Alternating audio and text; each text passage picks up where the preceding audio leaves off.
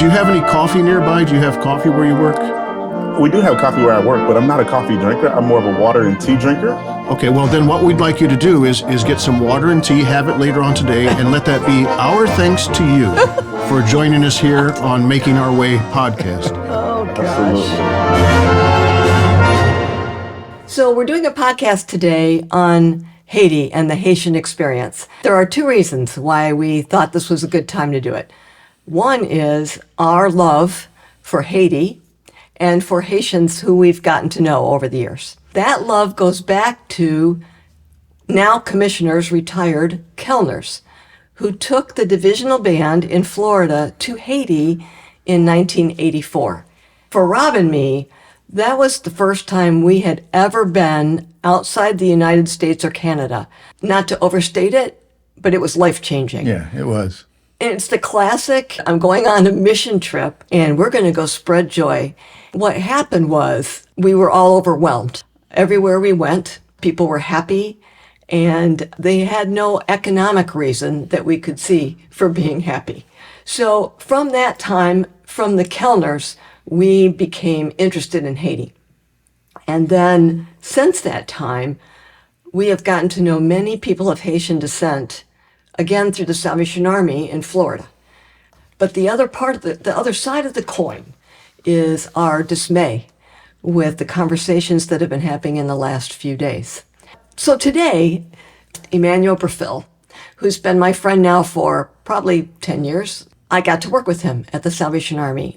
We had many wonderful conversations. So EB is a smart, informed, faith-loving, Christ-following person. That's right. But most importantly, he's my friend. So EB, now that I've rambled on So here. EB, welcome to Making Our Way. Yeah, I'm still making my way here. It's nice to have a eulogy before the funeral. You can hear it yourself.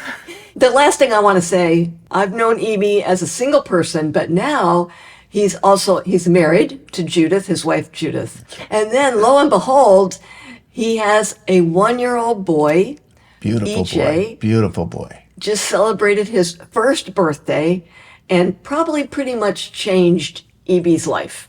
And so, Absolutely. So EB, we'd like to have you talk about yourself a little bit here. So a little bit about myself. And as Jan just mentioned, I am married to Judith. We got married in the November of 2019. And Rob and Jan had the privilege of being there. And I know Jan is so kind to say that we're like friends, but I would even go as far in saying we're essentially like family. Sorry, Jim, Yeah. extra family who you may or may not have known about. But definitely love Rob and Jan and just what they mean to Judith and I and many others who we have a bond with. And as she mentioned, just over this past week or so, weekend, our son, who is Emmanuel Jr., celebrated his first year on earth. And that definitely has changed me in more ways than none. When I found out Judith was pregnant, definitely teared up and was just couldn't hold back emotions, so to speak. Part of it was because of a joy of bringing life into this world. But then the other part of it was, hey, I've never done this before and I am nervous and like I don't know what it means to be a dad. So that was definitely a learning curve and it still continues to be that, but it has been a joy. I come from a very relatively, I would say, large family. I am the last of 13. So my mother and father heard the words, be fruitful and multiply, and they took that literal. And so I joke with my siblings, I joke with people in the family and say, my parents decided to call me Emmanuel because they knew, one, they were finally done, and two, God be with us. And that's why none of my other siblings have that name. Being a sibling of 12 others, I am the self-proclaimed, at least, world's greatest uncle to 31 now. Education-wise, I am an alumni of the University of South Florida, go Bulls. Have a degree in psych there and then a master's in org leadership. But I just love learning things and love meeting new people. I try my best to keep the grind relentless is one of my mottos and just try to be better each and every day and do what I can. But also just to love God and love others in all that I do. In July of 1979, middle of the week, my dad heard several of his cousins saying they were going to get on a boat to go to America. Now, this boat is essentially a makeshift raft. He had the conversation with my mom, and in that moment, they decided to say, hey, we're going to leave 7 kids behind and hope for a better future. Wow. He hops on a boat. They go, and they saw landmass, and they thought they made it.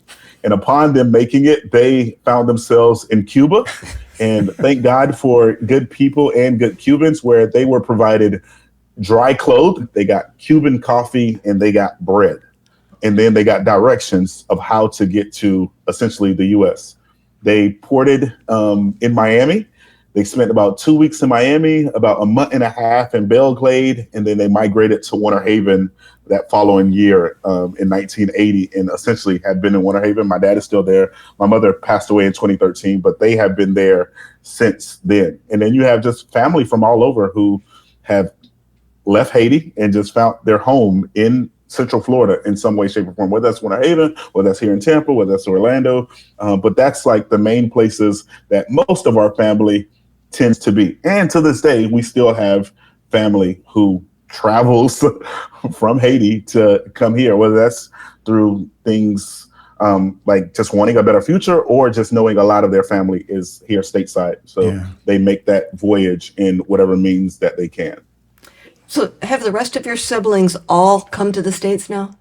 No, so we still have 2 siblings still in Haiti. I have a brother who is there, and then my sister, Monique. My sister, Monique, is one of the ones with 9 kids. My brother has 2 kids. So all of them are still in Haiti. My brother has no desire to come to Haiti. He teaches at a school in Haiti as a professor. I'm not sure of the subjects, but it might be math or science. And then he is very faithful and active in his church as a praise and worship leader, and his wife leads praise and worship with him as well. So they feel good and comfortable where they are at. My sister, on the other hand, she has a desire to come here, but for whatever reasons, every time my father makes some form of headway with her on this process, she finds a way to use the resources sent to her in other means, as if her coming here is not a priority. Okay. So she's still there with the desire to come here, while my brother is still there with no desire to come here. But the other siblings are here in the States.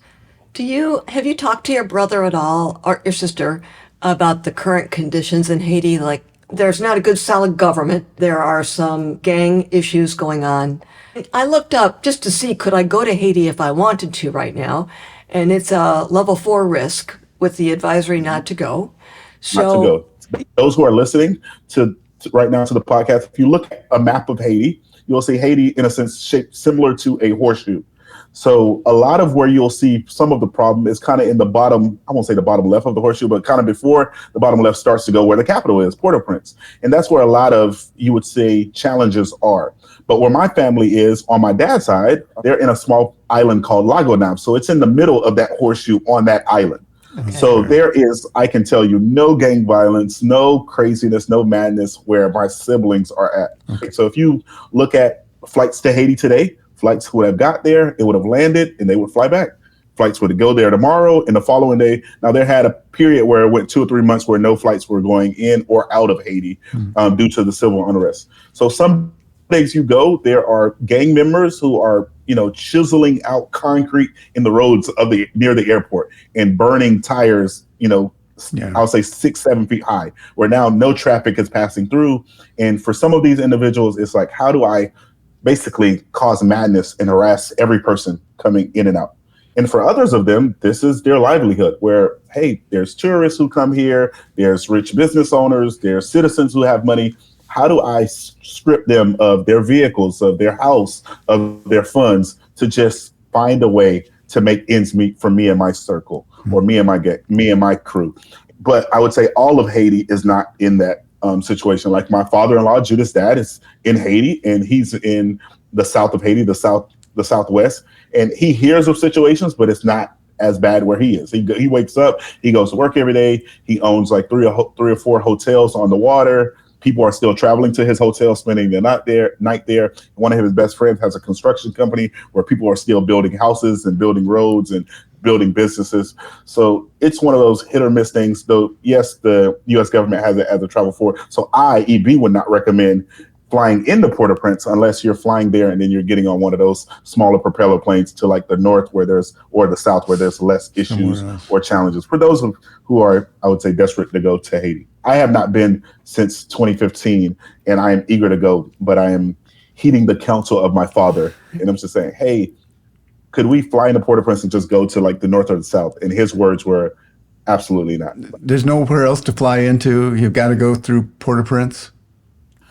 Unless you have a private charter flight, that'll take you to one of the small ones. But as far as a main airport, that's the only place that you'll fly in. And then while you get into Port-au-Prince, you'll fly from there to one of the other airports from there. And you said your parents didn't leave because of unrest or anything like that. So they just wanted to come. My mom left essentially because my dad said, hey, we're out, essentially. And my dad said he left because one of his cousins just said, hey, we're going to see. Now, during that time, there was the, Papa Doc and Baby Doc. For those of you who are familiar or unfamiliar with that, I would just encourage you to do some research. Basically, they had our president and the son of the president who, when they ran the country, when you ask certain people, some of them appreciated what our government, and I say our government, what governments in the past would consider law and order, and just didn't want things to, I guess, run in a sense of lawlessness.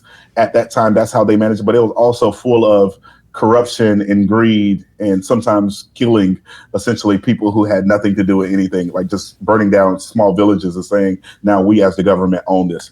So there's some people who were cool with it because it did get some of the gangs. But as you all know, where you go into certain places as you're trying to stop a problem, sometimes the people who get hit in the, I guess, by a stray bullet, so to speak, figuratively speaking, or metaphorically speaking, they didn't have anything to do what a select few were doing.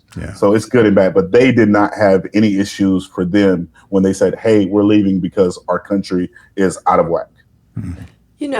I think we've talked about this before, E.B., the challenging history of Haiti, back from when they were colonized by the French, all the way through to independence, and then, but also some of the issues with independence, like having to pay reparations to the French, the things that have happened economically that have caused Haiti to be a depressed economy, and then politically, some levels of corruption, as we all have had in our government at different times.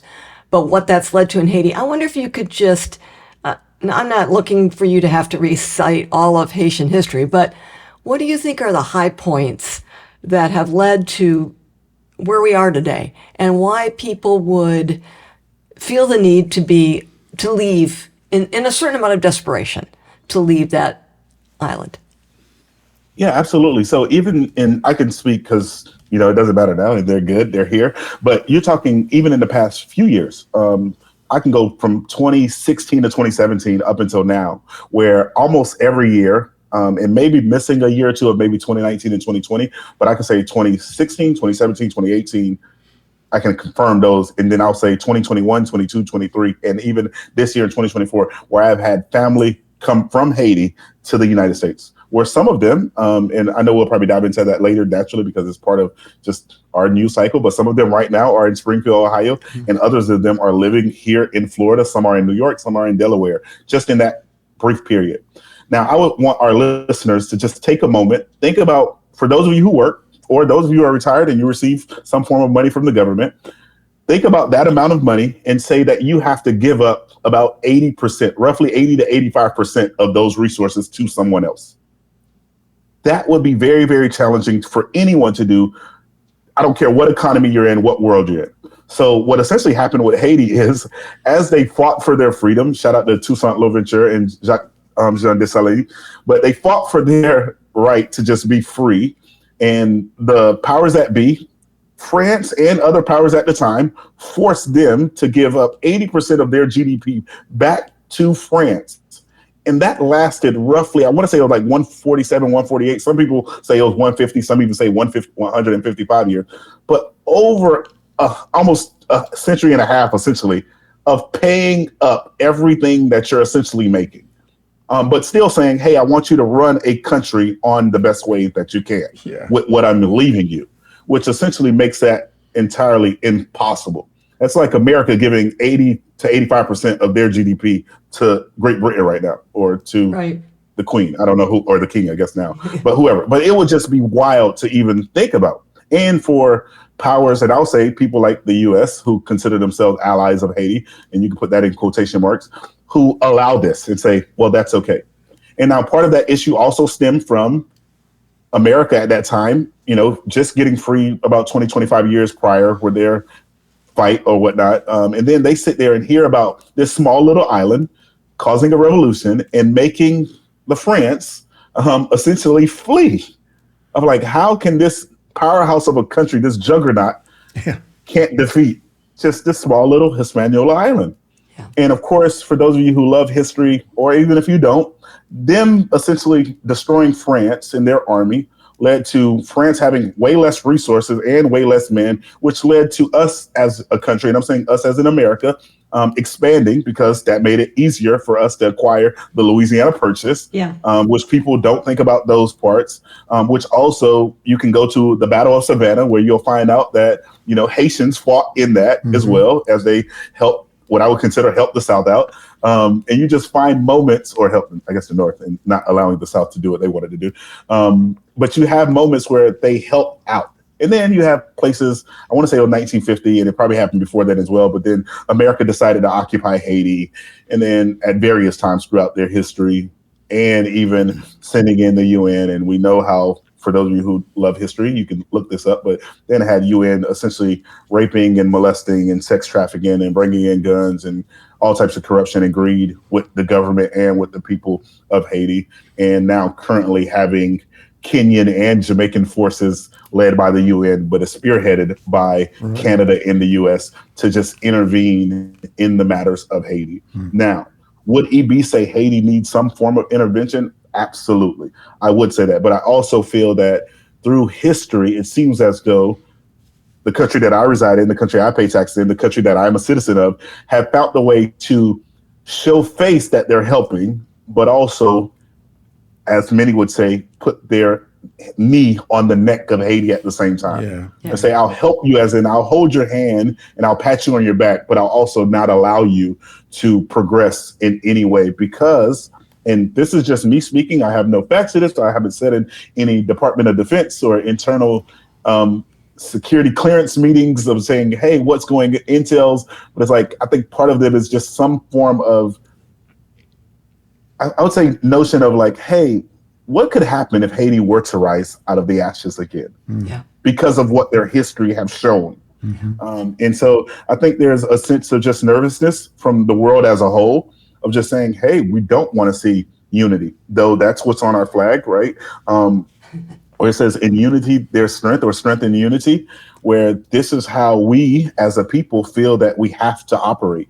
And so with continued intervention from various countries, and many of these countries not having a clear-cut plan outside of, hey, we'll just occupy it and we'll see what happens, it causes a distrust in government, on top of a corrupt government in Haiti who helps or who enables these actions to happen.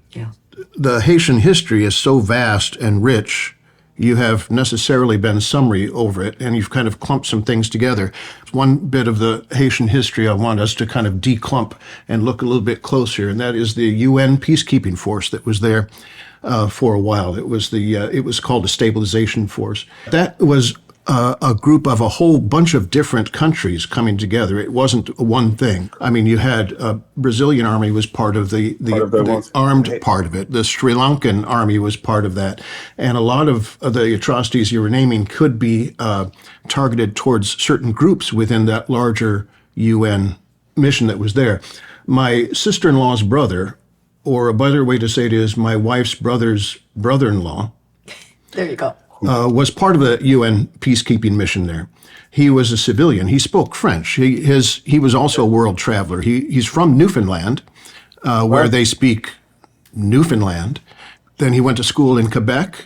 He found work in Vietnam. He found work in Togo in West Africa. He found work in Benin in West Africa. And then he found work in Haiti. And if you're geographically astute, you'll notice I've just named French-speaking places. Correct. Because he spoke French. And he also, while in Vietnam, he picked up Vietnamese. Wow.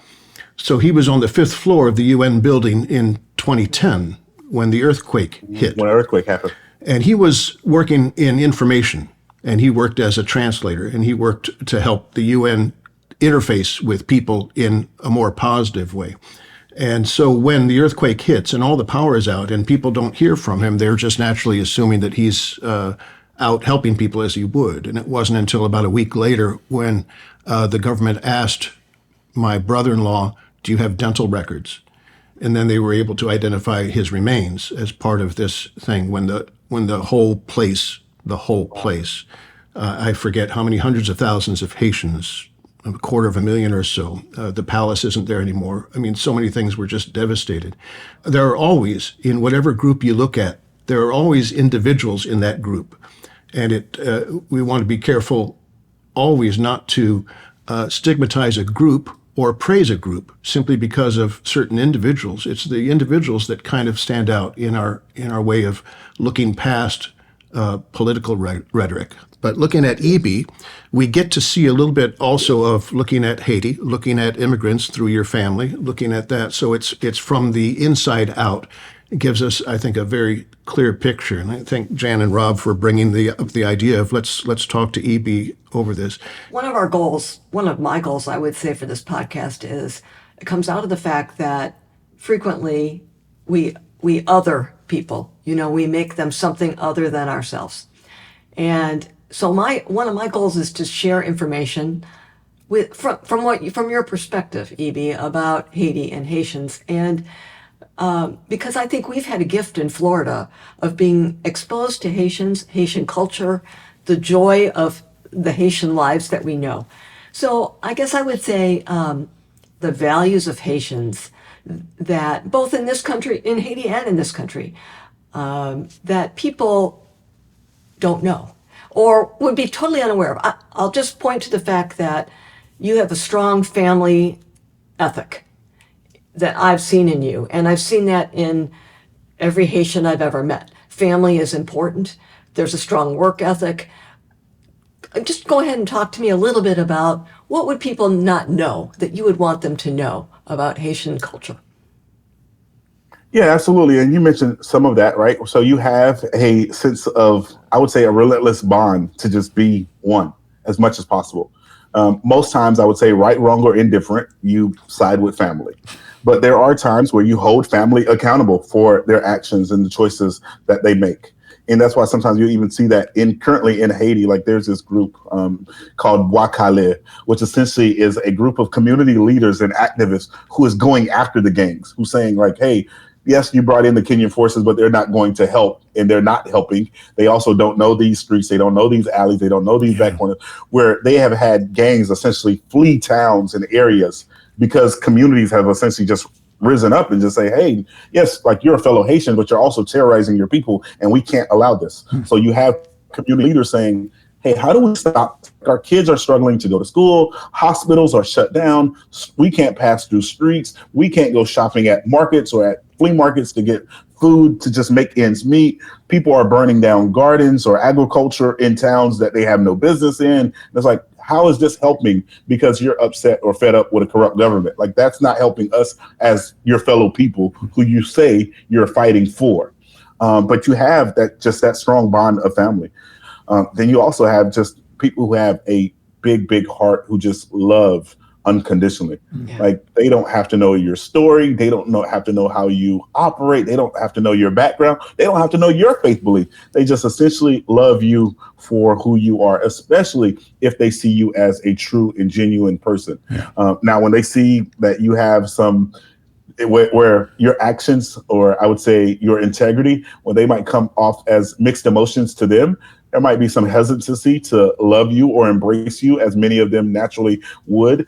And it just might have some more questions that pop in their mind of like, hey, how do I strengthen this relationship with this individual? But you don't necessarily see, I would say, a group of Haitians who just like, hey, I hate people just to hate people. Yeah. For those of you, especially those of you who might be listeners or people who travel to Florida, I can say this, a lot of people of African descent who you see in hotels are likely of Haitian descent, specifically Haitian descent, because that's one of either the very first job or like one of the only jobs that they feel that they are qualified for. But that also lends to who they are naturally of their hospitality. My father has been working in the hotel industry since the mid 90s and has been at the same consistent hotel since I was 97.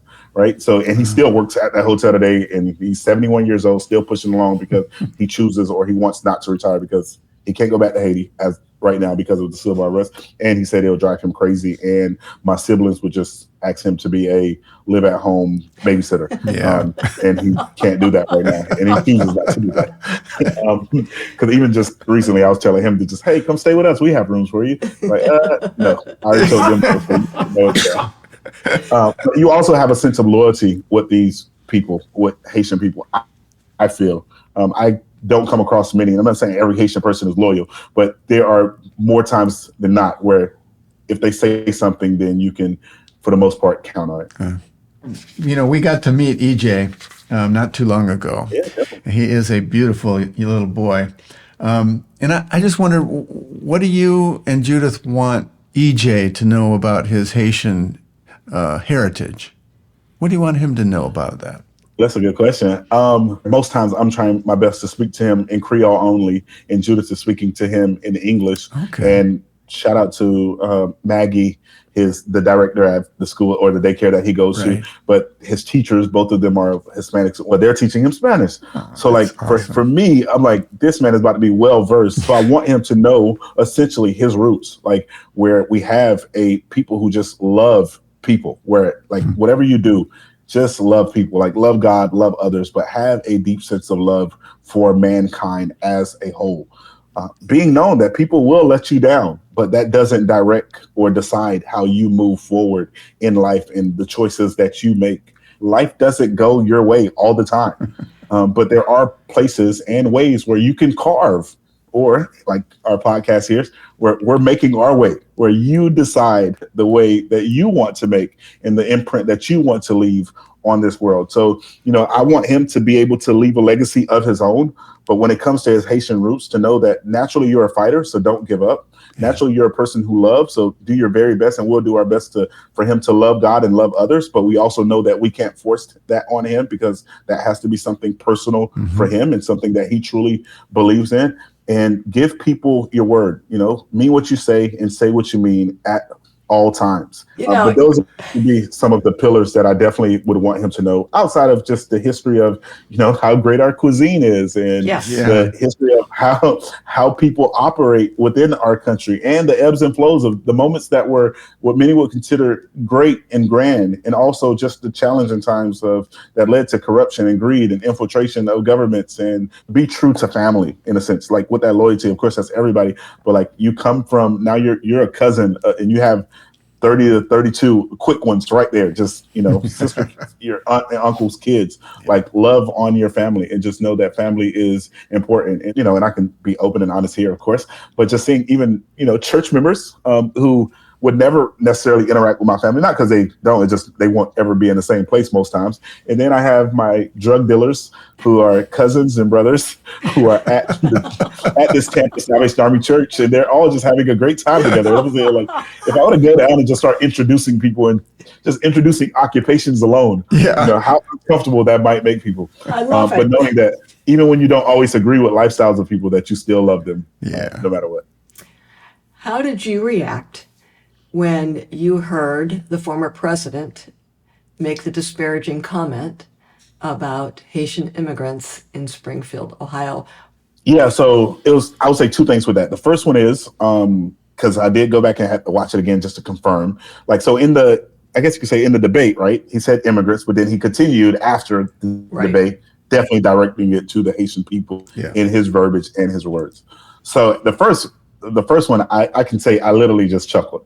Because you have to get to a place mentally where you have to get to a place mentally where you don't allow asinine buffoonery to dictate or decide how you respond or you to react in life. Learned that, tried my best to learn that early on, but you can't control the actions of other people, but you can control the way that you react to those. If I ever expect something articulate, something intellectually inclined, something of great value to come out of the mouth of the former president, then I would be essentially fooling myself. Yeah. So the first thing I did was essentially just chuckle and laugh it off. Then it led me to a lot of frustration where I had people who I knew, whether it be via online or people who asked the question of, hey, is this true? Oh, geez. It's like, how could you, as another individual who I thought was intellectually inclined, allow something like that to infiltrate your mind and not just do basic research? Yeah. Just like, hey, is this true or not? And you could be able to easily fact check it. Even if you watch the debate, it was fact checked right on the spot, where it's like, hey, there's no claims of this, and to be able to push that narrative and continue that narrative, I would say is probably the most asinine of it all, because it means that people are believing it and people are clinging on to just those words. But then it's also the fact that, we live in a world of a lot of uninformed people. It's easy to connect to the base of a lot of uninformed people. It's like saying, hey, the sun came out today, and you're looking at the sun, and someone will tell you, well, how do you know that's the sun? How do you know it's not the moon during the day?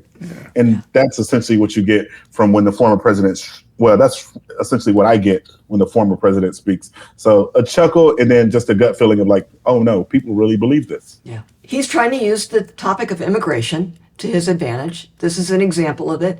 And if we can dehumanize a group of people, it's easier to... number one, I heard we were sending the Haitians that are there back to Venezuela, which showed a little geographic challenge. And then I heard Haiti referred to as Haitian at one point. The Haitian. And so I thought, okay, these are ignorant Never people. been there. Yeah. One of the things I learned, I looked to you for understanding on, is the experience of being a black man in America. So in some ways, you're carrying this dual identity. Well, you carry multiple identities. Yep. So you're Haitian, you're black, you're a U.S. citizen born here. You carry a lot of that with you. How do you maneuver that? And how do you keep from deep resentment for all that can go with all of those things? Oh, so I would say it's definitely, like I know I mentioned earlier, as far as you can't control how other people react, but there's definitely deep resentment in the way our country is operating as a whole. And especially within this election with, I would say, with Trump and Vance, right? Where their rhetoric becomes essentially law and facts for their base. Like here in America, right, we have the Black Party Panther, and I would encourage anybody, go just do a deep dive on the Black Panther Party, go do a deep dive on Fred Hampton and Huey P. Newton. Just look at the things that they did. But the Black Panther Party is considered a terroristic organization by the U.S. government, by the FBI. But the KKK, who we all are fully aware of in this world, and if you're not, I'll tell you, go do a deep dive on the Ku Klux Klan as well, and do a compare and contrast sheet, and tell me which one should be and should not be on the terrorist watch list for an American organization. They marched into Springfield recently. Yeah. Post these comments. So as far as a resentment, like you are putting essentially lives at risk. Now, granted, they do that just about every time they talk. Yeah. But you hit it on the head, because I have, like, as I mentioned earlier, like have relatives who are there who work at a dough factory in Springfield. Some of them are dealing with different lettuce heads on forklifts and forklift jacks, and just putting it in trucks every day. So for those of you, if you get dough fruit or dough vegetables, it's likely coming. It's probably going to say likely. It's a possibility it's coming from a factory in Springfield, and it's a likelihood that the person who touched it last before it got to the store that you pick it up from was a person of African descent, or in this case specifically, a Haitian individual who is here on temporary protected status. But you have where these individuals are in a town where some of them are American born, right? Where they were born here just like me, where they migrated there because that's where family went. Right. They went there because, hey, there's jobs there and we can work in this country and we pay taxes just like everybody else in this country. And also because we're on TPS, so we're going to pay some of it. Like, I'm just thinking of their kids who are there, who's dealing with the school stress in college and high school, middle school, getting bullied by their peers, schools shutting down for the day, stuff like that. But you're having parents who pay taxes go to work every day, but they can't reap the benefits. Now, I know there's a notion out there that Haitians who are on TPS hey, you can get $25,000 for a house, or you can get food stamp, or you can get this. But some of them are literally saying, what can I get?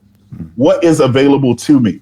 Only to get there and find out there's actually nothing, or there's actually very little, or there's actually, here's $30 on a food stamp card because that's all we have for you specific, because we see you have a job, or we see that your rent is only this and it's 5 or 6 people in the house and you have to figure that out on your own.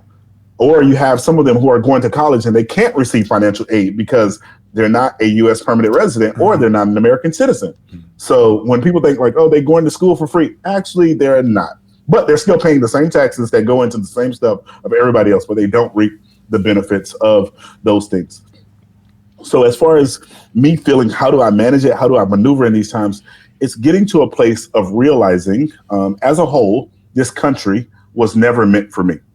When the founding fathers, and when it comes to a point where these individuals considered me as an individual 2/3 of a human being, when they told me I didn't have a right to vote, when they told me I'm good as an enslaved person, when they told me that, oh, well, you're free, but you're not really fully free, because if you get locked up, then you're back to being a slave again. Or, hey, we're going to actually have these slave patrol, then we're going to turn them into police officers, then we're going to have mass incarceration. Then you have somebody like me who, in my visor, I have one driver's license, in my wallet, I have another one. But for my sanity and for my sake, I know that if I ever get pulled over, I can never go into my wallet. So I can just pull down my visor and say, hey, officer, do you want to grab my license, registration, and car insurance? Or do you want me to just hand this from here? Because if I go in my back wallet or if I go in my glove compartment, then likelihood something may happen.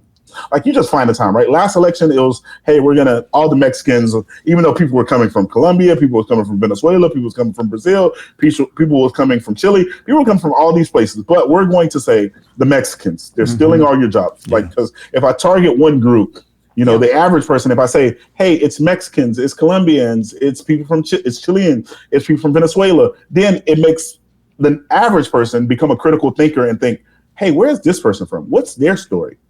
Let me get to know this person on an intentional basis. So now if I just say Haitians, then it's just all the black people you see in your town likely aren't there legally. So we're just going to monitor this or magnetize this as much as possible. And that's, as you mentioned earlier, that's just how, essentially in this case, this is how Trump operates, where I'm going to bash immigrants as a whole, but I'm going to put one face on it specifically. Last time it was Mexicans, this time it's Haitians. So then you just start, when you say immigrants, people start to see everything in, I guess, in color for them, of just like, hey, anything in color, anything that's moving, it's likely not meant to be here in Springfield. Yeah. And then in other cities who have influx of migrants in their cities as well, will think the same thing, where it's like, this is not just a Springfield problem, this is in my city problem as well. So I try my best to remind myself that it was never meant for me, though I have this deep resentment at our government at times. And so you get to a place where you just don't care. Yeah. So I have to channel that resentment, channel that anger, channel that frustration into being an informed, law-abiding citizen and informing those who I interact with. And those who may not view things the way that I view them, but then challenge them to be critical thinkers and not just choosing things because their leader told them that that's the best way to move, or that's the best way to go, or this is factual. Do you have hope that that's going to make a difference? I have hope that it would possibly limit crazy remarks from people who are in my immediate community, mainly, and I'll say it, mainly my church. Okay. Right now, and I can say this because it's Jan and it's Rob and it's Jim, but in those who will listen to Making Our Way, but there's people right now who bash immigration who have no idea that my wife has been going through immigration situation since 2002. Yeah. And it's been going on since we've been married, definitely since 2019. Yeah. And we're still in this cycle of like, hey, and I would say, I don't know her thoughts, but I will speak for her in this moment specifically. I'm just trying to become a permanent resident, but started working in 2010 and have paid taxes every year from 2010 up until now. Mm-hmm. Went to college, debt-free, graduated with her degree in public health from USF, graduated from Rasmussen, but all of that out of pocket. Like, hey, I'm going to find a way to save funds to go to school because I know education is important to me. Yeah. And then for those who have migrated to Springfield, literally are only there because they heard of this influx of like, there are jobs here. Mm-hmm. Like if you come here, you get your stuff together, essentially, they have people, of course, working on cases there. You will find a job and you will get paid. Yeah. to that city's credit, they have worked very hard to try to bridge the gap, to try to bring together the resources that are necessary for the influx of people that are there. I watched the mayor interviewed on CNN. He was wonderful. Republican mayor, by the way, Republican governor, both of whom have spoken to this issue, talked about the challenges of an influx of people to a smaller community, Right. but also all the positive things that are coming out of that experience. And it's been, I know there have been threats of violence that have followed Trump's words, and schools closed, which is appalling. On the other hand, there have been many citizens in that community that have come together. In fact, I just read an article today about over the weekend, people were patronizing Haitian restaurants in an Yes, they effort to were. show support. And so I guess those are the little moments of hope. I don't have those moments of hope all that often. I do when I talk to you, E.B. I'm reminded of, I do, because the challenges of just getting to this country are so significant. And to want to be here, to be a productive member of society, to be in a community are something that my family has no experience with. You know, I came here as a white person many generations ago. I've never faced anything like what the current people who are currently immigrating to this country have faced. I can watch it, I can feel bad, I can vote, I can inform myself. And I suppose that's what I'm asking of our listeners today. Inform yourself. Yeah. Listen to the witness of somebody whose family is from another place, who has faced the challenges that we've never faced. Okay, I went to Ruth Anna Kellner. So she's the daughter of, commissioners, because she lived in Haiti for a time. And I said to her, we're going to interview E.B. What one question would you ask of him? And took her, at first she didn't have any. And then she came back because she's distraught by what's happening right now. But she came back with this. No one has encountered Haiti without being changed in some way. Why do you think, E.B., that is true? Oh, that's a good question. In a short, and I say short, in the best way, I think people who have either traveled to Haiti or have met a Haitian person, I think they will find a sense of a genuine human being who essentially cares about them without fault. Now, granted, there are some Haitians who are a little hard around the edges, as we all are at times. But I think naturally a person will just give a Haitian person or Haiti just gives you the benefit of the doubt. But like you just land there and you just look around and the mountains are just there. The smell of the air just slightly different for whatever reasons. You walk into the airport and there's small ensembles of bands of people just playing instruments in a cheerful way, just saying, welcome here, welcome home, essentially. And I think people go there and you sense that you're at home, even though you're in another place. They will do everything in their power to make sure that you are good. And I think most times whenever you go to a place and you feel safe, you feel welcome, you feel loved, it just naturally feels like this was different. Yeah. I need to be more like this in my everyday life. Or I wish this was the way it was everywhere that I went. And then when you start to meet people, and I challenge everybody who's listening, maybe it's somebody who you've known for a while, who might be from a different place. Just hear their story. Might even be a fellow American who might not be from the city that you're in with that person. And you just learn different things about where they're from, their city, their town. And you'll learn so much through the experiences of other people. And I think when people travel to Haiti, I think that's some of the joys of it, because they start to hear, even maybe a language barrier or maybe just a gentle smile, but they sense something different about that person that they're interacting or the group of people that they're interacting with. And they just say, this moment was special.